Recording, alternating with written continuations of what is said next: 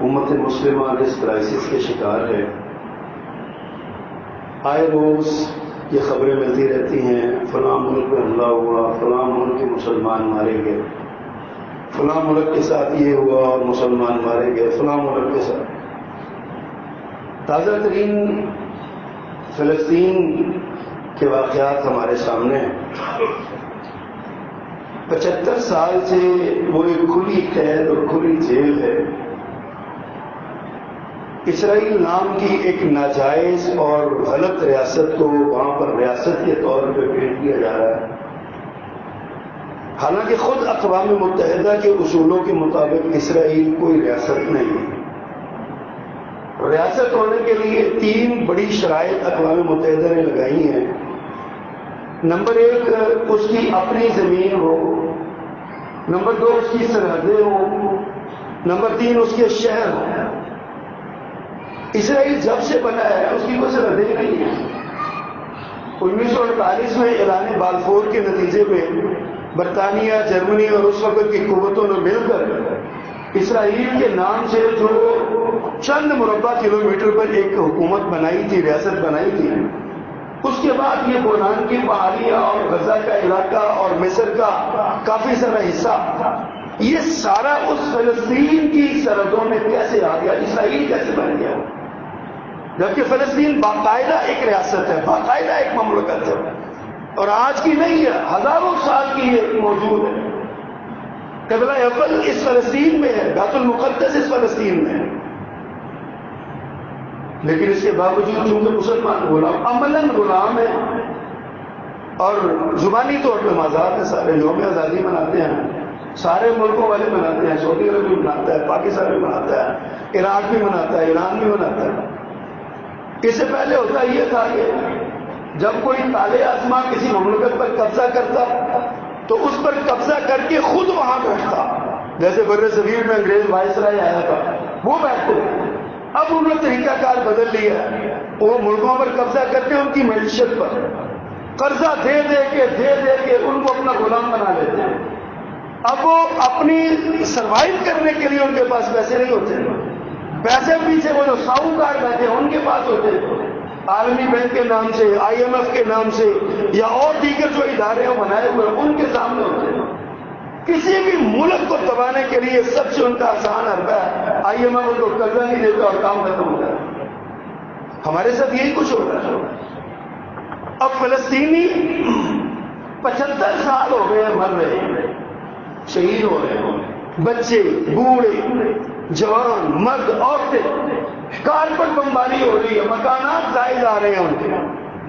اور کہنے کو ایک مملکت ہے فلسطین، ایک ریاست بھی بنائی ہوئی ہے اور اقوام متحدہ بھی اس کو مانتا ہے اور ساری دنیا اس کو مانتی ہے. اور اب ایک نئی ہو رہی ہے، 2 ریاستی فارمولہ ہونا چاہیے. بھائی ریاست ہے کون سی جس کو دوسری یا بنا رہے ہیں؟ ریاست تو ایک ہی ہے فلسطین، اس کو آزاد کیا جائے، ان لوگوں کو یہاں سے نکالا جائے. لیکن اب کہتے ہیں چونکہ بڑی دیر ہو گئی ہے لہذا ان کو مان لیا جائے. کیوں مان لیا جائے؟ کل کو بندہ امریکہ کے جا کے ایک شہر پہ قبضہ کر کے کہ یہ میرا ہے اب تم بھاگ دو تو مان لو گے. ہندوستان پہ یہ کر لے کوئی ایسا بندہ تو مان لو گے. ہندوستان میں تو کشمیر کے علاقے پہ قبضہ کر کے بیٹھا چھوڑتا ہے. ساری دنیا بڑی اقوام متحدہ اگر سوڈان کو تقسیم کرنا ہو، صومالیہ کو تباہ کرنا ہو، عراق کو برباد کرنا ہو یا دیگر ممالک کو، تو اقوام متحدہ فٹافٹ ایکشن میں آ جاتی ہے. جناب پابندیاں لگ جاتی ہیں، بڑا کچھ ہو جاتا ہے. مسلمانوں کے جتنے ممالک ہیں ان کا ذمہ دار کون ہے؟ ان کے سامنے ان کے حقوق کا تحفظ کون کرے؟ اور بدقسمتی یہ ہے کہ مسلمان ممالک کے حکمران بھی منہ میں گرگریاں ڈالے بیٹھے ہوئے. ایسی تقسیم ہے کہ ہر ملک اپنی جان بچانے کے چکر میں.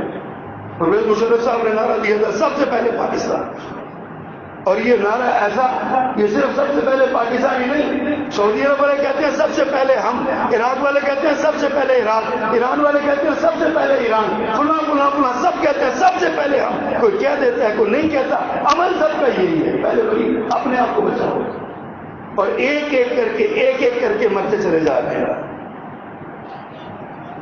ان حالات میں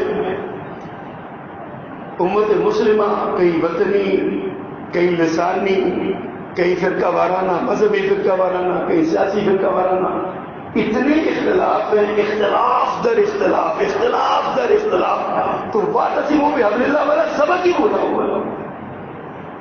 اور یہ جو امت ہے نا، یہ بیچاری تڑپ رہی ہے، سارے لوگ تڑپ رہے ہیں۔ اصل کرنے والا کام حکمرانوں کا ہے، ملت کے، امت کے حکمرانوں کا۔ 52 ممالک ہیں، یہ ملک متحد کیوں نہیں ہوتے؟ آپ نے OIC بنایا ہوا ہے، OIC کے پلیٹ فارم پہ کیوں جمع نہیں ہوتے آپ؟ کیوں نہیں وہاں پہ ایسا سخت پیغام دیتے کفار کو کہ جس کا اثر ہو؟ اور بدقسمتی یہ ہے کہ OIC پلیٹ فارم ہے مسلمانوں کا، اور اس میں مبصر کے طور پہ روس بھی آتا ہے، انڈیا بھی جاتا ہے، اور جناب کئی غیر مسلم ممالک اس میں مبصر کے طور پہ چلے جاتے ہیں، تاکہ مسلمان کوئی ایسا فیصلہ نہ کر بیٹھے۔ کیسی بدقسمتی ہے ہماری۔ حضرات گرامی، یہ تو رونے ہیں نا، تو رو رہے ہیں، ہم کیا کر سکتے ہیں؟ کچھ بھی نہیں سوائے دعا کرنے کے۔ آج اپنے فلسطینی بھائیوں کے لیے درد دل سے دعا کیا کریں۔ ہمارے پاس دعا کے سوا اور کوئی ہتھیار نہیں ہے۔ اللہ کی ذات وہ واحد ذات ہے جو ہمارا مددگار ہے اور ہمارے ان فلسطینی مظلوموں کا مددگار ہے۔ اگر اللہ کا سہارا اٹھ گیا یا اللہ کا سہارا ہم نے نہ لیا تو یاد رکھیے پھر ہمارا ملجا و ماوا کوئی نہیں ہے۔ پھر ہمارے گلے میں غلامی کا پٹا ڈال کے پھر ہمیں ایسے تھمایا جائے گا جیسے لوگ، کیا میں مثال دوں ابھی ہمارے ساتھ یہ کچھ ہوگا۔ اللہ کے حضور دعا کیجیے، اللہ سبحانہ و تعالیٰ ان بد نصیب فلسطینی مسلمانوں کی اللہ مدد فرمائے، اور ان مسلمانوں کو، ان کو اللہ آزادی دے۔ کشمیر ہو، فلسطین ہو، برما ہو، ایٹیریا ہو، سوڈان ہو، صومالیہ ہو، جدھر نظر دوڑائیں گے غلامی غلامی ہے، ظلم ہی ظلم ہے، مظلومیت ہی مظلوم، جدھر بھی نظر دوڑائیں گے کسی جگہ پر بھی مسلمان عزت و وقار سے رہتے ہوئے نظر نہیں آ رہے۔ اپنے ممالک میں بھی، آزاد ممالک میں بھی مسلمان کسی عزت و وقار سے رہتے ہوئے نظر نہیں آ رہے۔ پالیسیاں ان کی چلتی ہیں، سیاست ان کی چلتی ہے، حکمرانی ان کی چلتی ہے، ہم تو صرف یہاں پہ کچھ پتلی بن کے بیٹھے ہوئے ہیں۔ اللہ یہ ہے جو ہمارے حال پہ رحم فرمائے۔ اس لیے سب دوست اللہ تعالیٰ سے دعا فرمائیں، اللہ تعالیٰ ہمارے فلسطینی مسلمان بھائیوں کی مدد فرمائے، اور اللہ ہم سب کو ان کا کسی بھی انداز میں معاونت کر سکتے ہیں۔ سب سے بڑی معاونت تو آج کل ہمارے لیے دعا ہی ہے، اللہ ہمیں ان کا معاون بنائے۔ اللہ پاک ساری